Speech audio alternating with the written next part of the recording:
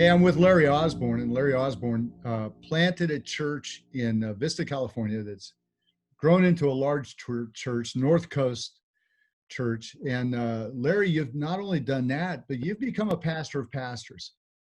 You've become one that pastors who are pastoring come to and say, how do I do this? And how do I structure this? And so in that setting, let me just ask you this, because we believe in the local church being the hope of the world.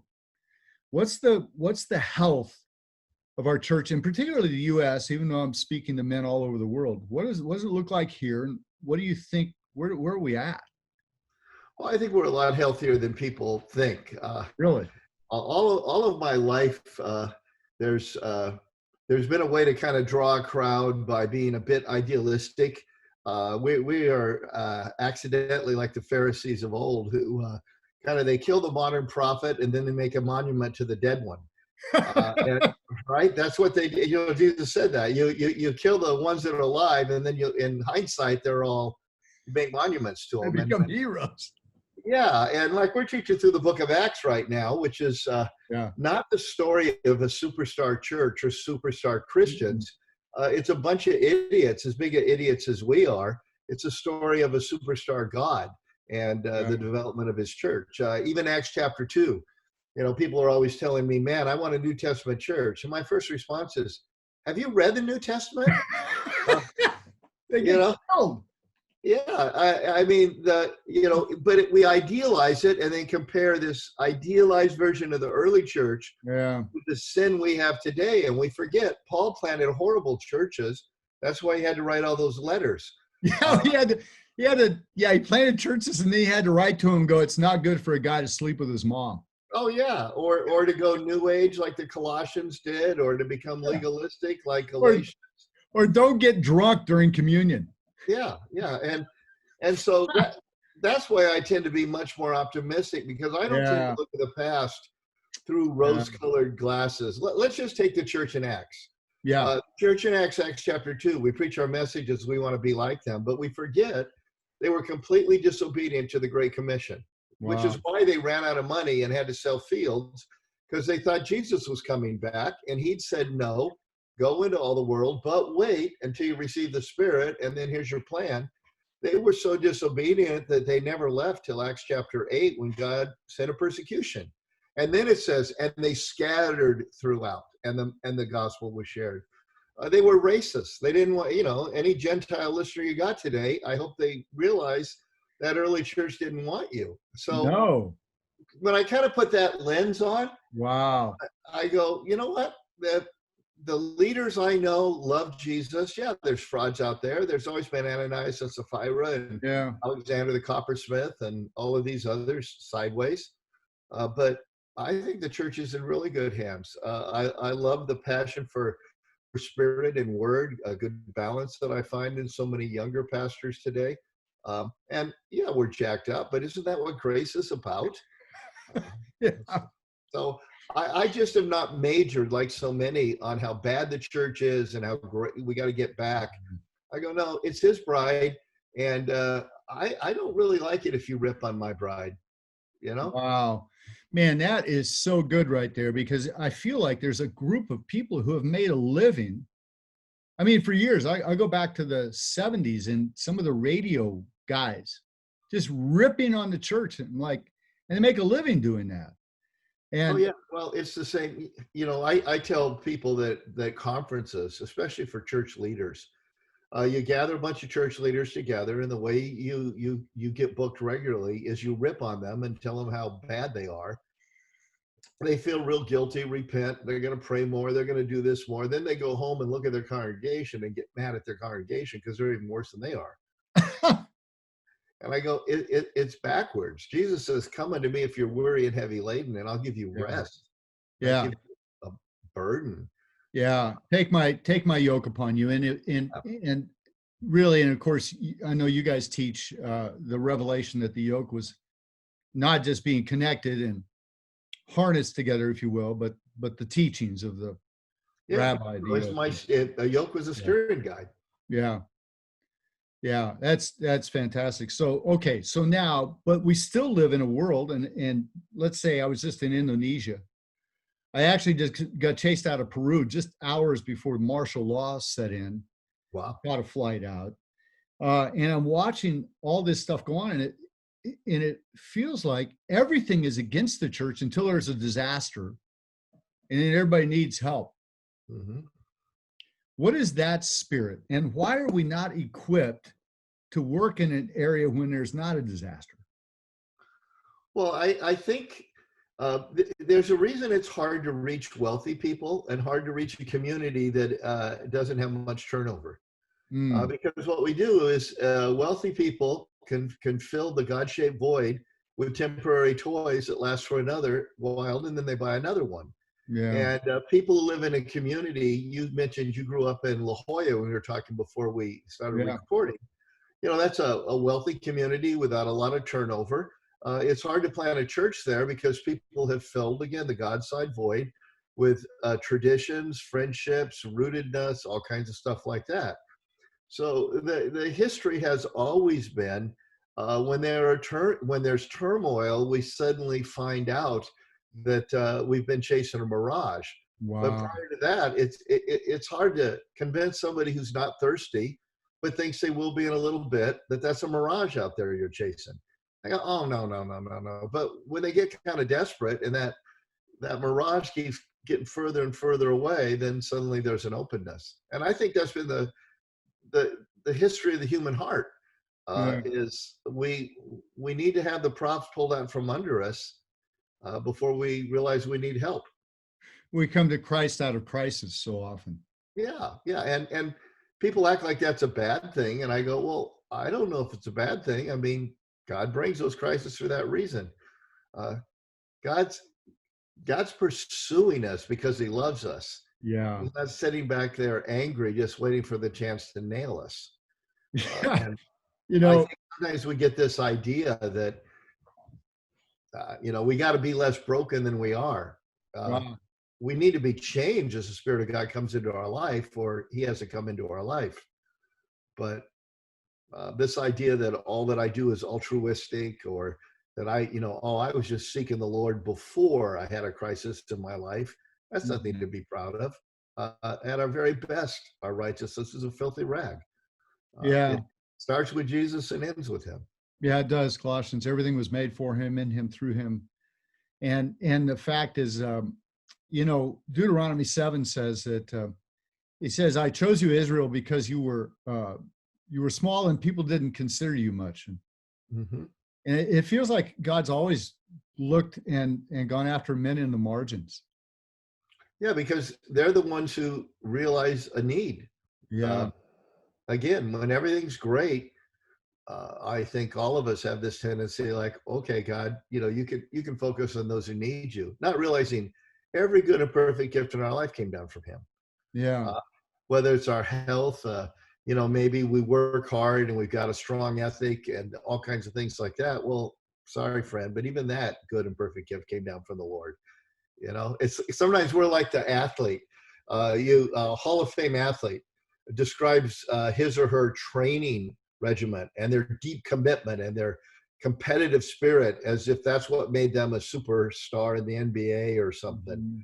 And I go, I'm sorry, there's lots of people with all of those things, but not your gene pool, Come on. who never made it past high school. Yeah, Uh, we forget that we start at third base once we come to Jesus. wow. Yeah, it's Ephesians 1. God's lavished his grace on us. This is great stuff. So you've got a great hope for the future of the church, even though the largest growing group, according to, I think, Pew Reporter, Barner, one of those guys, the largest growing group in America is the NONE. Yep, nuns. None. Yeah. But you know what? That's great, at least from my perspective. And Okay, we're all why from is that? different. Well, we're all from different parts of the world and different cultures, so we're going to see it through our lens. But where I am in San Diego is post-Christian, far more like Europe than it is the Bible Belt. Mm-hmm. And therefore, the idea of at my church we'd ever have a revival. Uh, you know, Chris Brown currently, I'm no longer the lead pastor. Chris Brown is our lead pastor. Christopher Hilkin and I are the other teaching pastors. And for us to get together and say, hey, let's bring in a revivalist wouldn't work because people who are dead don't go to church. There's no cultural upside. There's no political. There's Yeah, no business right. upside. You go to church if you want to find out something about Jesus, or you want to follow him. And so what I like with the rise of the nuns, None, people who say I'm nothing, is Right. they're no longer saying I'm a Christian when they're no more a Christian than the man in the moon. You know, we had all kinds of people who would check I'm a Christian because they grew up in a church, went to a camp and made a nod to God, or, you know, went on Christmas and Easter and they tell you, well, I'm a Christian. Well, Yeah. I'm sorry, you're not a biblical Christian. So now you call yourself a nun? Great. I have the opportunity now to help you come to Jesus because you've taken that first step, which is to realize you're not a Jesus follower. Wow. That is such a fresh way of looking at it. And I'm with Larry Osborne. And Larry Osborne, you've got northcoastchurch.com, but you've also got a leadership group that you're deeply involved with, Next Leadership.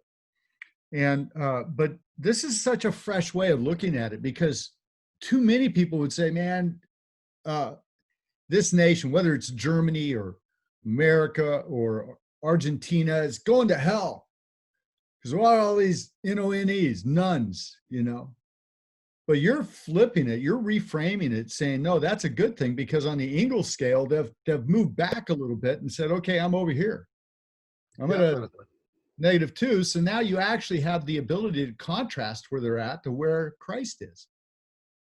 The church has always done its best when it has a strong contrast against the culture. Wow. Now, life is easier. I mean, let's be real. Yeah. If our public school system here and the government here in the state of California supported biblical values, that would be really great. But the problem is, if I legislate biblical values on non-Christians, I'm just populating hell with nicer people. Wow. And so the life is easier to live when the whole culture is supportive of biblical worldview and values, unquestioned. But actually reaching people for Jesus, it's when the contrast is there that they see the difference. God, You know, morality is one of the enemy's great tools. If I'm moral, I don't think I need Jesus. I think bad people need him. It's like a half truth is a whole lie. It's got just enough truth in it. It's what the snake has always lied. Well, he comes, 2 Corinthians says, do not be surprised. He comes as an angel of light, and so do his messengers. Okay? I mean, we've got this idea that Satan shows up with, a baggie of cocaine, a pitchfork, and a little tail. No, he shows up Pusher with man.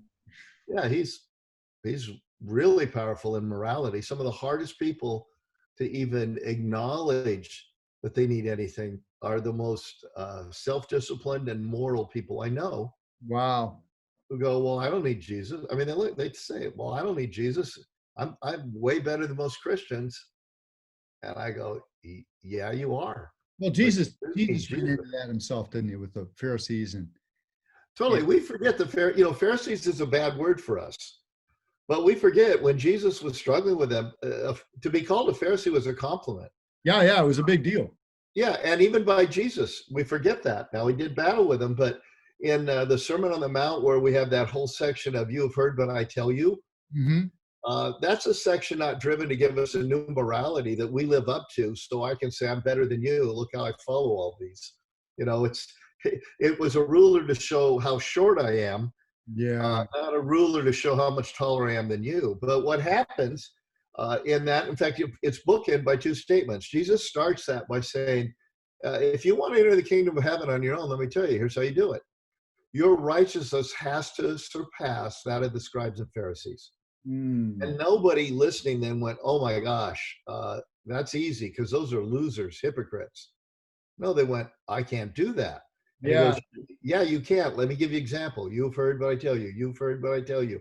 Here's the real spirit of the law. Then he ends it by saying, therefore, be perfect as your heavenly Father is in heaven is perfect. That whole section is to drive me to my knees in desperation, not to build up my pride of how I follow it better than you do. Yeah. And so, and Paul played the Pharisee card when he said, "I was once a Pharisee, but counted as nothing."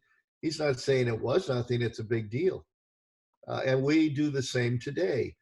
In our zeal of biblical knowledge and personal self-control and morality, we start thinking we're better than other people and looking down on them. We can become a good person then to the exclusion of needing Jesus. Yeah. I wrote a book years ago called Accidental Pharisees. Yeah, I've seen that. And the whole point is that we become Pharisees today accidentally. It's kind of like dinner at Denny's.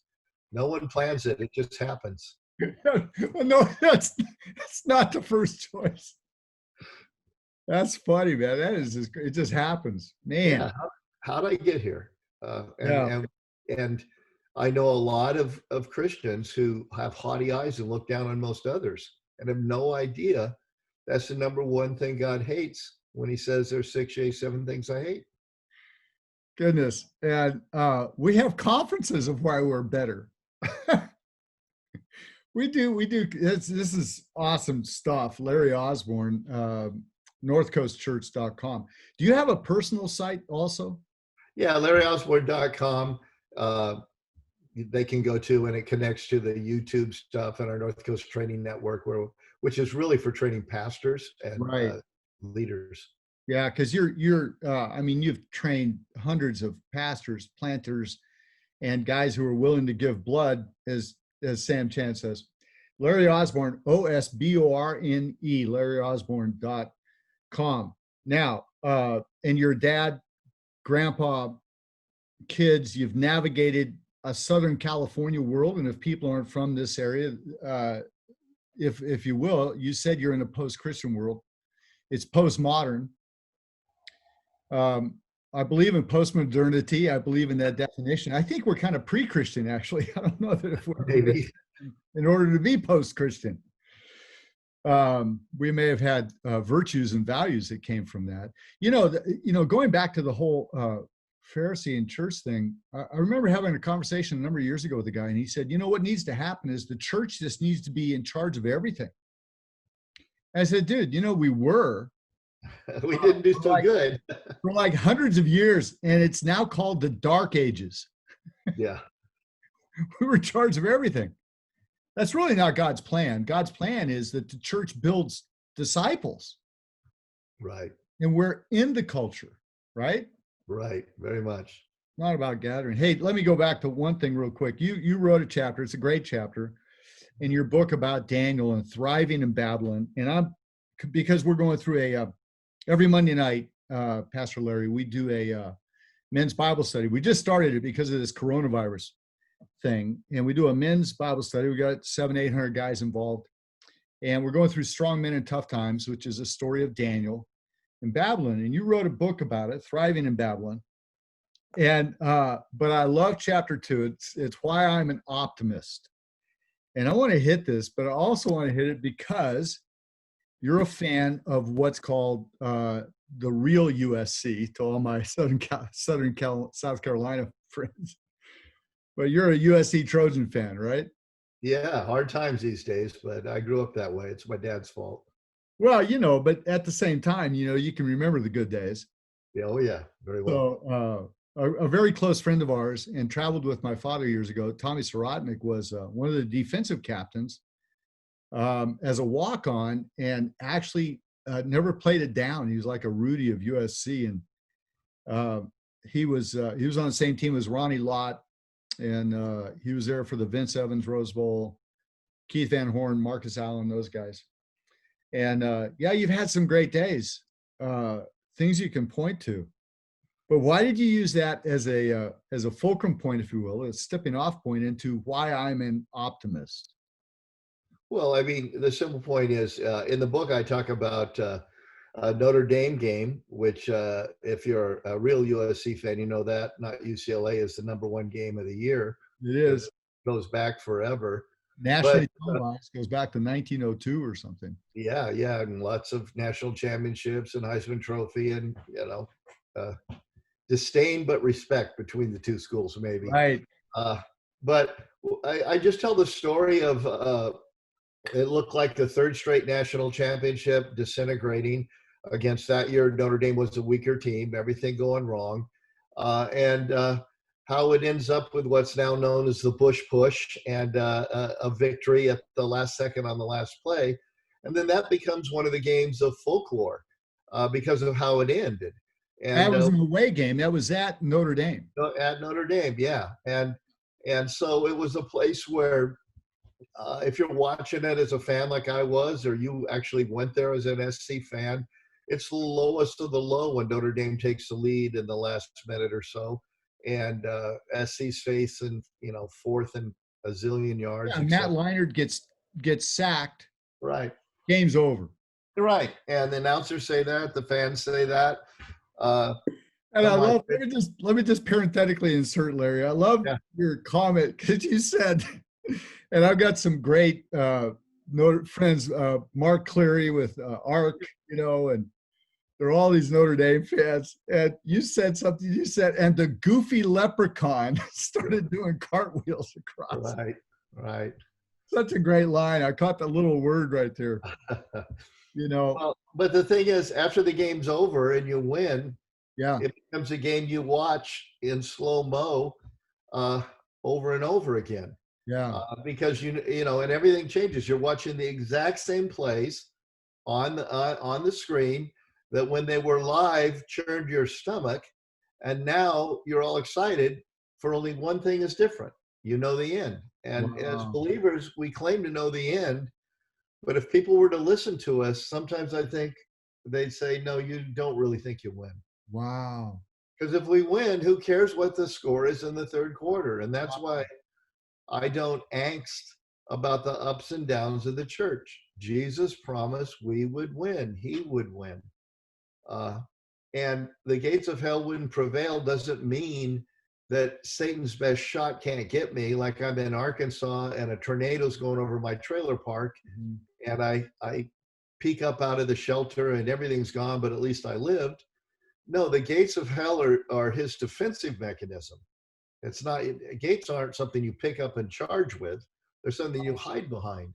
Wow. And he said the gates of hell hold us back. So, okay, I know the end of the game. I don't like the third quarter. Bummer. But I think that was a key to Daniel. Daniel starts out, his first two verses are the most important verses in the book of Daniel. But we race to the prophecy, the miracles, and all that.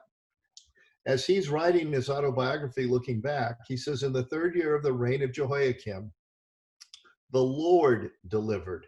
Wow. And then he talks about Nebuchadnezzar.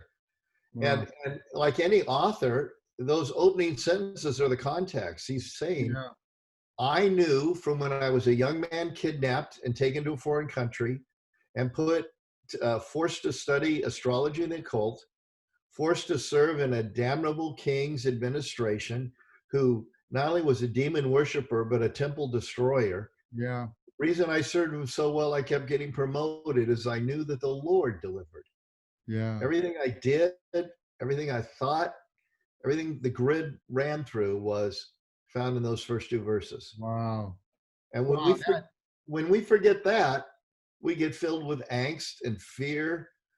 Yes. Because we forget how it ends. That's such a great filter. It's like the book of Revelation is called, people call it the book of Revelation. It's actually the revelation of Jesus Christ. And here's this guy that they tried to kill. They killed all his friends. And so they go, what are we going to do with this guy, John? So they stick him on an island and they say, nobody will ever hear about him again. And he writes this revelation of Jesus Christ. And he has this first little part where he's writing and he says, I was worshiping on the Lord's day. Here's a guy that there's no hope. There's nothing left. He's guarded by this huge group of men. And he says, he still showed up, Larry. He just showed up. He says, I'm there worshiping on the Lord's day. And he says, and then God spoke to me. He said, God spoke to me. So, we just have to actually grab a hold of Psalm 23, the truth that David walked through this difficult times and was able to say that. And here's Daniel serving under these four different kings. Well, the last one was a couple years with Cyrus, but and Daniel ends up, and he's not a teenager when he's in the lion's den. A lot of us. Oh, that's Grandpa in the lion's den. Yeah, he's like 80. And a lot of us remember the flannel graph when we were kids. Okay, nobody remembers that. I'm the only guy that remembers that. But all the photo pictures are Daniel, this little kid, because his three friends in the fiery furnace were young. He's 80 years old. He's been through a lot of stuff. And then this miracle happens. But man, what a beautiful framing of that. That we actually have this. And it's even, optimism. You call it optimism. Really what it is I've got faith because I'm filled with hope. Romans 15:13, he's the fountain of hope. Yeah, biblical hope is not like an English word. I wish, I'm hopeful. Right. Biblical hope is certainty. That's why I call it optimism, which is I am certain. When we say Jesus is our blessed hope, we're not saying, well, I kind of hope maybe someday he'll come back. It means I'm confident he'll come back. And so if I'm going to live a hopeful life, the world's going to call it optimistic because I know how the game ends. Yeah. I have this confident hope, the scripture says in John. Man, this is powerful, powerful, Pastor Larry. Listen, let me just reframe or just kind of finish our conversation in essence for everybody listening on Brave Men.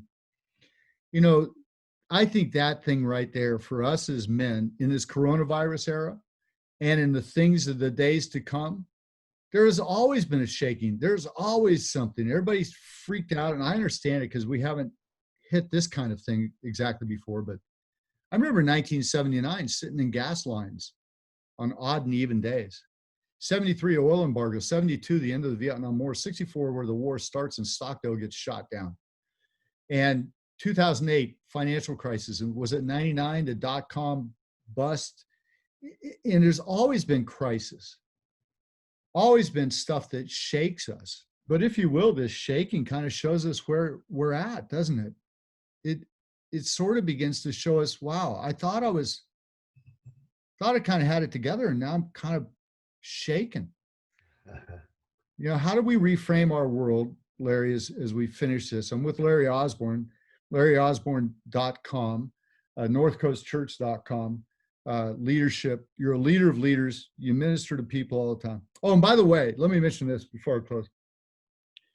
I came to your church, and I don't remember when, but you were in all the warehouses. Oh, yeah, yeah. And I had heard about it.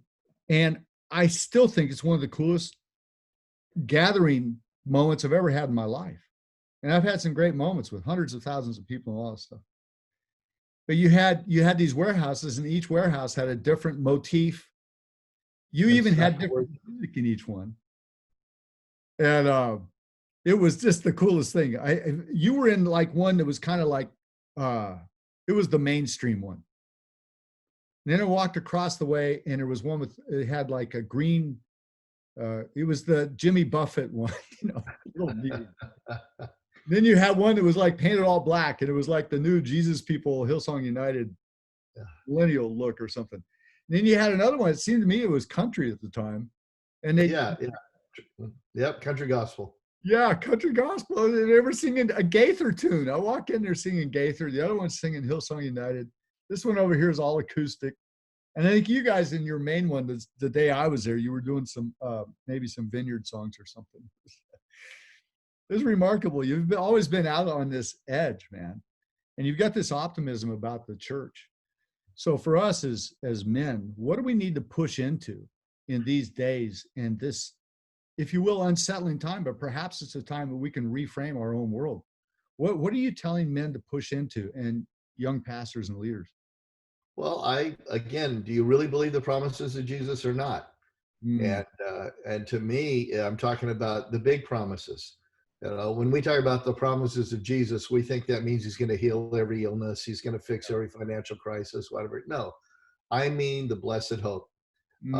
The Apostle Paul, when he spoke to, Apostle Peter, when he spoke to elders at the end of his first letter, he said, when the chief shepherd appears, you're going to receive your crown of glory. It's going to be there.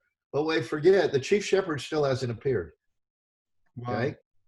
Our crown of glory is glory when Jesus comes back. And Wow. whenever I have a different finish line, I'm going to have a hard time being the dad I'm supposed to be. I'm going to have a hard time being the husband I'm supposed to be. I'm going to have a hard time not panicking when my bank account isn't where it needs to be. Oh, good. When the doctor comes back with a bad prognosis, because I've got the wrong finish line. Mm.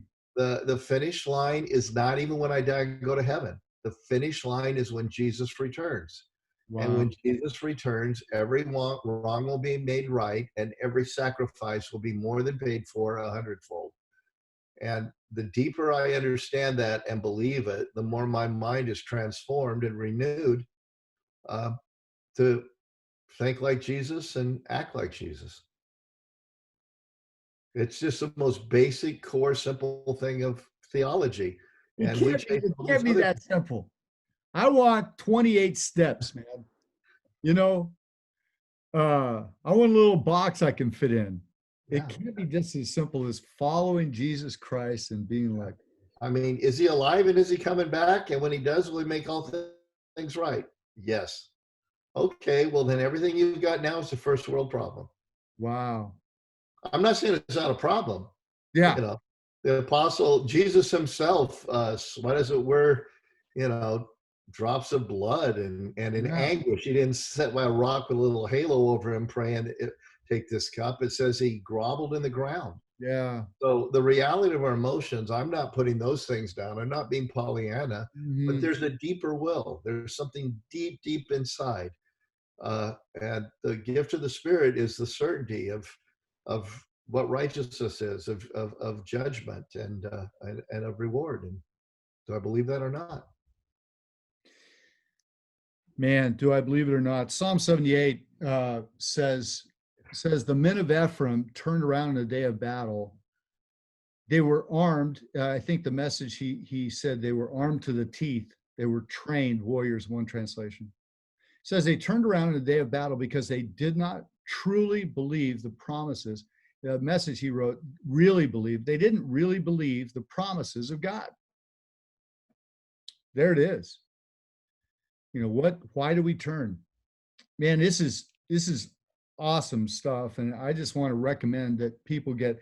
I think this book. I haven't read the entire book yet because I just got it recently. I know it was written a few years ago, but "Thriving in Babylon" is the name of it. "Thriving in Babylon." I want to recommend that to men because I think it'll deepen that sense of being unshakable, right? That That Jesus. was the goal. I'm sorry. That was the goal Yeah, that was the goal. Good. when Yeah, I wrote it. yeah, and I love your. You're a very learned theologian, if you will, and study your social things and you poke things. And it's the old what's the old line about you bring comfort to the afflicted and bring affliction to the comfortable. And I love all that, and I thank God for leaders like yourself, Larry, who have not only journeyed but are doing it well, finishing strong.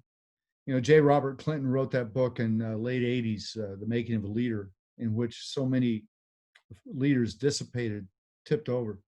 And if you know, you said something right in our conversation, and as we close this, you said something about our standard of measurement.